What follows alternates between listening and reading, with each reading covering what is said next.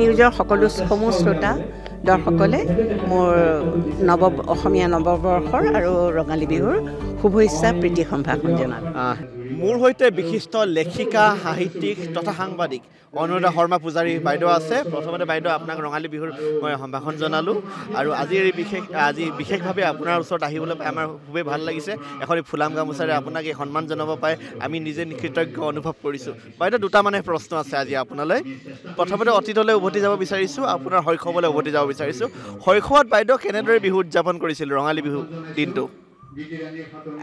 আমাৰ ঘৰত পৰম্পৰাগতভাৱে বিহু হৈছিলে, যেনে হুঁচৰি আমাৰ চোতাললৈ আহিছিলে আৰু হুঁচৰি অহাৰ কাৰণে আমি আগদিনাখনৰ পৰাই বটাবিলাক চাফা কৰিছিলোঁ। কুৰ্চাৰে মানে কৰা এখন ঢাকনি থাকে, তাত তামোল পাণ দিব লাগে, সেইবিলাক আমি সৰুৰে পৰাই শিকিছিলোঁ। জেতুকা বান্ধিছিলোঁ, ৰাতি শুওঁতে জেতুকা বান্ধি শুইছিলোঁ, লগৰবিলাকক গৈ দেখুৱাইছিলোঁ। আৰু আমাৰ ওচৰতে যিহেতুকে মই যোৰহাট চহৰতে আছিলোঁ, গতিকে যোৰহাট চহৰতে তাতে আমাৰ যিখন কাছাৰী ফিল্ডত আমাৰ বিহু হৈছিলে, বিহু সন্মিলন। আৰু বিহু সন্মিলনলৈ আমি তাত প্ৰতিযোগিতাবিলাক হৈছিলে আৰু প্ৰতিযোগিতাবিলাকত নাচিবৰ কাৰণে মানে মাহঁতৰ মুগাৰ ৰিহা মেখেলা পিন্ধি আৰু গৈ বহি আছিলোঁ। এবাৰ তেনেকৈ দলটো আমি গোটেইবোৰ গ'লোঁ, গ'লোঁ কিবা কাৰণত মানে মই বহিয়ে থাকিলোঁ, দিনটো বহি থাকিলোঁ, কিন্তু মোৰ নামটোৱে নামাতিলে। বিৰাট দুখ আৰু কান্দি কান্দি ঘৰলৈ আহিছোঁ, মোৰ যে নামটোৱে নামাতিলে। মানে আচলতে ক'ৰবাত দিওঁতে ভুল হ'ল তেনেকুৱা, সেইবোৰ দুখো আছে মানে।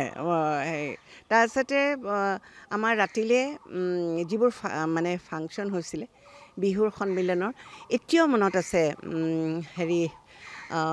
পুৰণি যিবিলাক মুনীন দত্ত, ৰিদীপ দত্ত, মহানন্দ বৰুৱা, এইবিলাকৰ মানে গানবিলাক তেওঁলোকে গায়, ভূপেন হাজৰিকা, জয়ন্ত হাজৰিকা এইবিলাক যায়।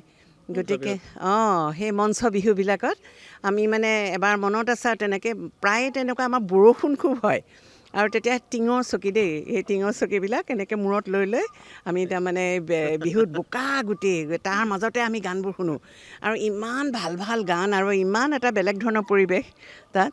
গতিকে খুব মনত পৰে মানে। মইতো যোৰহাটৰ, গতিকে যোৰহাটৰ কাছাৰী ফিল্ডৰ সেই মঞ্চ বিহুলৈ মনত পৰে।